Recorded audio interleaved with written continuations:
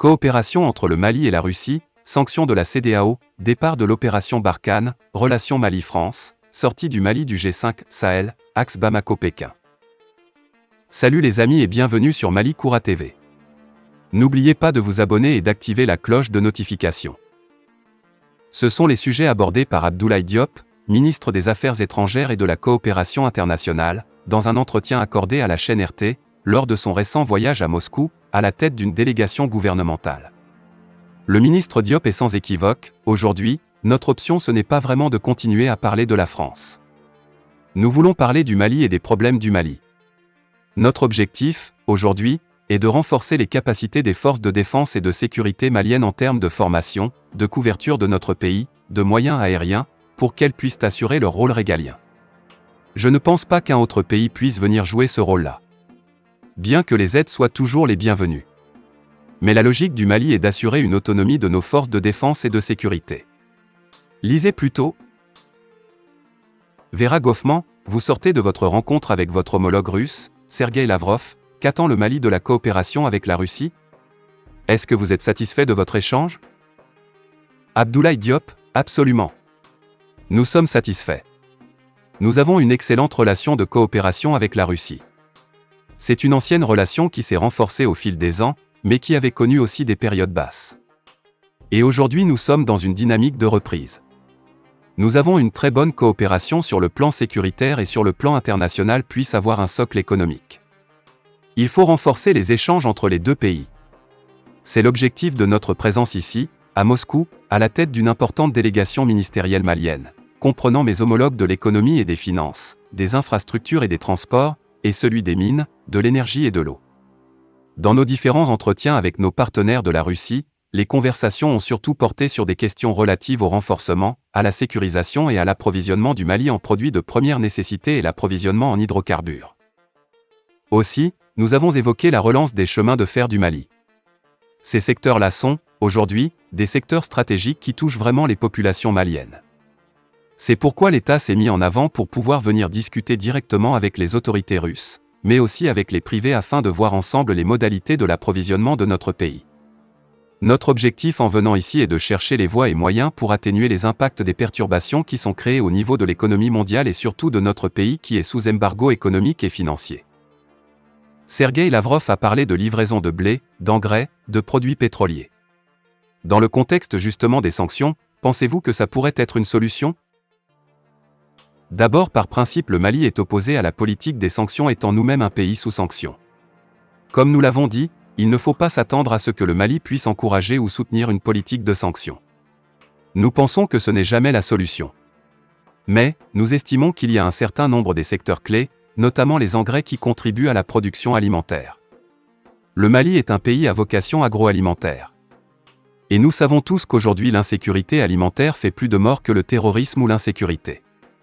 Il est important que même quand il y a des mesures de restriction qui sont en place, il y a un certain nombre de secteurs qui sont aujourd'hui stratégiques, par exemple la production de blé. Le pain est consommé dans tous nos pays et par l'ensemble de la population. Si ces produits venaient à manquer sur le marché, comme c'est le cas actuellement, cela peut aussi conduire à l'accroissement de la pauvreté mais aussi à des tensions sociales. Ceci n'est pas souhaitable.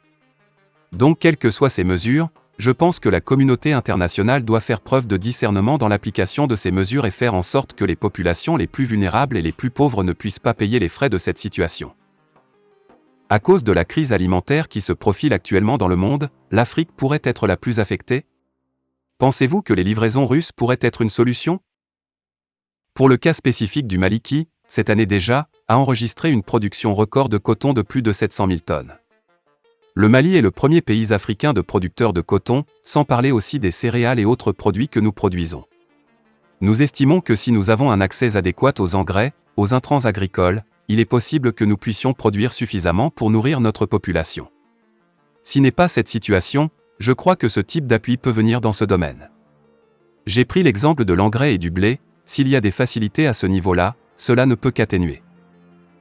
Nous devons toujours, dans tout ce que nous faisons, penser à l'impact sur l'humain, les conséquences humanitaires de ces mesures-là dans le but de pouvoir trouver des aménagements qui permettent à l'économie mondiale de fonctionner, mais de fonctionner pour les populations les plus vulnérables. Vous avez également parlé de sanctions de la CEDEAO pendant la conférence de presse avec Sergueï Lavrov, donc comment le Mali fait-il actuellement face à cette situation? D'abord, il faut dire que le pays a anticipé. Le Mali s'est préparé à subir à ces sanctions. Nous avions mis en place un certain nombre de mesures qui nous ont permis de tenir. Certains avaient estimé qu'au bout de quelques semaines que le gouvernement et l'État malien allaient s'effondrer. Nous sommes à 5 mois et nous sommes encore debout pour aller de l'avant. Je crois ce qui semble important, c'est de comprendre que ces mesures qui ont été prises contre le Mali, notamment la fermeture des frontières du Mali, la fermeture des banques et de la Banque centrale, sont des mesures qui sont illégales, qui ne sont prévues dans aucun traité et nous les avons dénoncées. Nous estimons que ces mesures sont appliquées pour qu'elles affectent beaucoup plus les populations. Et dans le fond, ces sanctions ne résolvent pas le problème. Les sanctions prises contre notre pays ne sont pas la solution. La solution au Mali ne peut être qu'une solution de compromis. Voilà ce que nous attendons de nos organisations régionales. Elles doivent faire preuve de réalisme, de compréhension, pour que nous puissions ensemble trouver les solutions. Le Mali s'inscrit toujours dans le cadre du dialogue pour pouvoir apporter des solutions. Vous avez aussi déclaré que ces institutions régionales sont parfois manipulées par des puissances extérieures. Dans ce contexte, est-ce possible de trouver un compromis, C'est difficile. Mais nos organisations sont constituées d'États membres. Je ne peux pas affirmer que l'ensemble de ces États sont tous sous influence extérieure. Mais, je crois qu'à travers des financements ou un certain nombre de positionnements, certaines puissances extérieures arrivent à influer sur les décisions. C'est ce qui passe si on observe bien la façon dont le dossier malien a été géré par la CEDEAO. Il y a beaucoup d'erreurs d'appréciation. Et on a senti manifestement une main invisible. Nous pensons que s'il n'y avait pas ces ingérences extérieures, nous serions capables, entre Africains, de trouver des solutions africaines. Nos organisations doivent travailler à essayer de contrer ou d'éviter ces interférences extérieures. Ceux qui viennent de l'extérieur ont leur propre agenda, qui n'est pas l'agenda de l'Afrique. Et je suis certain que les Africains ont l'intelligence nécessaire, la capacité de se parler, d'identifier des solutions. Après tout, ces partenaires et autres puissances extérieures qui viennent créer des désordres chez nous, partent chez eux après et nous restons avec nos problèmes. Nous devons rester ouverts à travailler avec les uns et les autres, mais que ces partenaires n'inscrivent pas leur démarche dans le dessein de nous contrôler, de nous imposer leur agenda qui n'est pas le nôtre. Vous avez parlé de puissances qui ont un esprit colonialiste, comme le disait Sergueï Lavrov pendant la conférence de presse. Oui, il y a cette dimension néocoloniale, mais il y a aussi certains qui ne sont pas des puissances coloniales, mais aujourd'hui, elles se donnent la main. Dans le contexte du départ des troupes françaises du pays, comment décriez-vous l'opinion publique au Mali à l'égard de la France actuellement? Pouvez-vous donner le bilan de l'opération Barkhane? Il appartient aux Français de dresser un bilan de l'opération Barkhane. Ce que je peux dire, c'est ce que cette opération était venue dans le dessein d'aider à libérer le Mali. Aujourd'hui, elle est destinée à chasser les groupes terroristes, à lutter contre l'insécurité. 9 ans après, notre résultat collectif, il y avait beaucoup d'acteurs sur le terrain, n'est pas à la hauteur des attentes des Maliens et des populations de la région. Nous étions en train de lutter contre le terrorisme et l'insécurité juste dans les régions du nord du Mali. L'insécurité s'est propagée dans beaucoup de localités des régions du Mali. Il y a des crises, des tensions, des conflits intercommunautaires qui font beaucoup de victimes. Et cette insécurité a gagné beaucoup de pays de la région. Ça ne veut pas dire que c'est le Mali qui a propagé cette insécurité. Au contraire, le Mali a été victime de l'intervention occidentale en Libye. C'est qui nous a menés à perdre 60% de notre territoire. Je crois que ce résultat collectif n'est pas à la hauteur des résultats et des investissements. Donc en gros, l'intervention en Libye avait été la source de cette insécurité qui s'est ensuite propagée sur le continent? Absolument. En janvier dernier, vous avez déclaré que ne vous exclurez aucune option dans les relations votre pays et la France. Comment ces relations avec Paris évoluent-elles? Vous avez suivi les évolutions de ces derniers temps depuis mes déclarations du mois de janvier, malheureusement les choses ne sont allées dans le bon sens. Nous sommes allés de tension en tension. Ce qui nous ont finalement conduit à dénoncer les accords et de traités de défense avec la France. Et certains parlent du retrait de la force Barkhane. Il faut que les choses soient claires. Ce n'est pas le Mali qui a décidé du retrait de cette opération. C'est la France qui a pris la décision de retirer ses troupes. Le Mali a juste souhaité que cela se fasse plus vite. Aujourd'hui, notre option ce n'est pas vraiment de continuer à parler de la France. Nous voulons parler du Mali et des problèmes du Mali. Notre objectif, aujourd'hui, c'est de renforcer les capacités des forces de défense et de sécurité maliennes en termes de formation, de couverture de notre pays, de moyens aériens, pour qu'elles puissent assurer leur rôle régalien.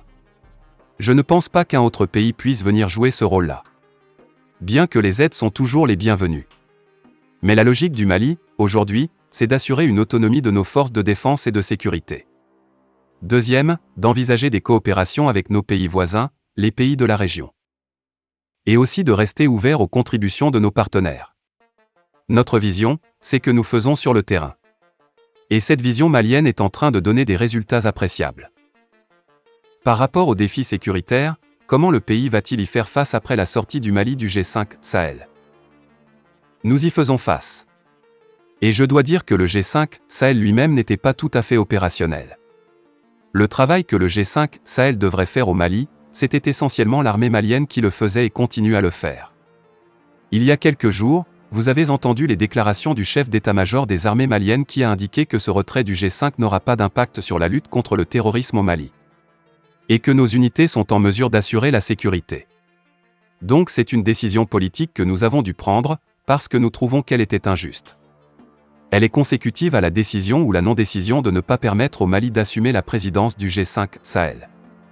Alors que nous sommes membres de cette organisation et qu'aucun texte du G5 Sahel ne prévoit qu'un pays puisse être exclu à cause des changements politiques internes, ni que le G5 Sahel peut endosser des sanctions ou des mesures restrictives prises par d'autres organisations régionales. Toutes ces questions mises ensemble nous ont amenés à prendre cette décision. Parce que nous trouvions que cette organisation ne fonctionnait de façon autonome. Clairement, des ingérences extérieures ne permettent pas à l'organisation de pouvoir travailler de façon autonome, à pouvoir exécuter aussi son mandat. Donc, il y a de sérieuses divergences à ce niveau. Cette sortie du G5 Sahel va-t-elle être créée un certain manque de coopération au niveau régional dans la lutte contre le terrorisme? Ou vous pensez que ça ne va nuire à la coopération régionale? Le G5 Sahel n'est pas le modèle unique qui existe en matière de coopération régionale. Avant le G5 Sahel, il y avait d'autres mécanismes de sécurité collective au niveau de la région, comme le CEMOC, le comité d'état-major conjoint qui réunissait le Mali, l'Algérie, le Niger et la Mauritanie. Voilà qui mérite d'être activé et qui n'avait toujours pas pu jouer son rôle. Mais, il y a également le processus de Nouakchott, dans le cadre de l'Union africaine, qui rassemble un certain nombre de pays du Sahel. Donc, il y a plusieurs types de réponses. Il y a des réponses collectives avec les États de la région, dans le cadre d'organisations ou de mécanismes de sécurité collective. Aussi, le Mali peut travailler bilatéralement avec certains de ces pays, à envisager, à activer les mécanismes existants ou à aller dans des formules à inventer. Je pense que le G5 Sahel soit la seule recette qui existe. Des critiques sont entendues par rapport à l'évincement de la France du pays, des activités de la Russie et de la Chine. Qu'avez-vous à répondre face à ces critiques? J'estime qu'il ne faut pas voir du mal dans les différentes coopérations. En tout cas, notre vision n'est pas d'instaurer une compétition ou de faire de notre pays un champ de bataille pour différents partenaires. Ce qui est important, c'est que le Mali ou les pays de la région puissent savoir leurs priorités et que leur souveraineté soit respectée dans les rapports avec les autres. Que les pays qui viennent inscrivent leur partenariat dans le cadre d'un partenariat gagnant-gagnant. Ça veut dire qu'il faut venir s'asseoir avec nous, qu'on regarde ensemble ce qu'on peut tirer de notre relation. Nous ne pensons aussi que si un partenaire entre par la porte que l'autre doit sortir par la fenêtre. Le Mali ne fera pas ce type de choix. Aussi, notre pays ne se soumettra à aucun diktat et de qui que ce soit pour dire avec qui on peut traiter ou pas. En tant que pays souverain, on peut traiter avec tout le monde, la Russie, la Chine, la Turquie, les États-Unis ou l'Europe. En somme, nous serons partout où il y a l'intérêt du Mali. Ce qui me semble important, c'est que ces différents partenariats se fassent dans le respect mutuel, dans la transparence et aussi dans un état d'esprit gagnant-gagnant. Je suis sûr que chaque partenaire a un avantage comparatif et apporte une valeur ajoutée. C'est à nous de savoir si nous voulons traiter avec la Russie. Qu'est-ce que je mets en avant? Qu'est-ce que la Russie peut m'apporter? Si je suis avec la Chine, peut-être qu'elle apporte autre chose que, par exemple, que l'Union européenne ne m'apporte pas. Aujourd'hui, dans le domaine de la sécurité, le Mali a choisi de travailler avec la Russie, parce qu'elle répond aux demandes d'achat d'équipements militaires que nous ne trouvons pas facilement chez d'autres. D'où vient cette logique que la France est tellement indignée que le Mali travaille avec la Russie et la Chine? On ne voit de problème à ça. Le Mali appartient aux Maliens et c'est aux Maliens de décider avec qui ils veulent travailler. Ceux qui veulent venir sont les bienvenus. Mais, Je crois qu'il faut qu'on sorte un peu de cet état d'esprit de vouloir dire aux gens ce qu'ils doivent faire, là où ils doivent aller, qui ils doivent fréquenter. C'est à nous de savoir ce que voulons et nous sommes assez grands. Nous sommes intelligents pour comprendre où se trouve notre intérêt. Que les partenaires cessent, avec condescendance, souvent nous dire que « faites attention à la Chine » ou « faites attention à la Russie ». Je suis sur les Africains, les Maliens sont capables de comprendre de ce qui est bien ou mauvais dans la relation chaque pays, y compris ceux qui viennent nous donner des leçons. Nous comprenons très bien ce que leur coopération peut nous apporter ou pas. Il faut juste respecter les uns et autres et venir en toute humilité. C'est absolument normal que chaque pays cherche son intérêt. Mais, il faut que ça soit toujours dans un état d'esprit gagnant-gagnant et qu'on ne soit pas dans des politiques de prédation ou de domination vis-à-vis des pays. Lors de votre dernière rencontre avec votre homologue chinois, vous avez, tous les deux, souligné les avantages du renforcement économique entre vos deux pays. Comment devront évoluer les relations avec Pékin? Vous voyez des domaines particuliers sur le plan de cette coopération? Sur le plan politique, le Mali comme d'autres pays africains n'a de problème particulier avec la Chine. Parce que la Chine n'inscrit pas son action dans le cadre d'une domination politique des pays africains. Elle cherche son intérêt sur le plan économique. Il nous appartient de fixer les conditions par rapport à ça. Autre chose que la Chine apporte? Ce qu'ont vu que pendant des décennies la communauté internationale, les institutions financières internationales étaient dans des démarches de désinvestissement. Par exemple dans les domaines des infrastructures, grâce à la coopération avec la Chine beaucoup de ponts, de routes, ont été financés que dans le cadre de ces partenariats. Même avec la Chine il y a des discussions qui sont à voir. Parce que même cette coopération mérite de renforcer et de bâtir les capacités sur le continent. Et non aussi de remplacer les Africains par des Chinois forcément. Parce que même cette coopération mérite de renforcer et de bâtir les capacités sur le continent. Et non aussi de remplacer les Africains par des Chinois forcément. Les Chinois peuvent être présents mais dans le cadre d'un transfert de connaissances et également dans le cadre d'une formation, dans le cadre d'un travail en commun. Avec chaque partenaire, il y a des choses à voir ou à revoir. Mais aujourd'hui, nous savons que la coopération des Chinois est assez dynamique. Il y a des hommes d'affaires, il y a même des militaires qui sont présents dans certains pays. C'est un paquet qui nous est offert et appartient aux Africains, chaque fois, de déterminer les conditions dans lesquelles ces investissements se font. La Chine intervient dans beaucoup de secteurs économiques, dans le domaine de la santé et le niveau d'investissement sur le continent sont importants. Mais il fait toujours que nous-mêmes Africains, nous travaillons. Ce n'est pas les Chinois qui vont défendre l'intérêt de l'Afrique. Et quand nous laissons la porte ouverte, d'autres vont en profiter. Fin de la vidéo, merci pour votre attention.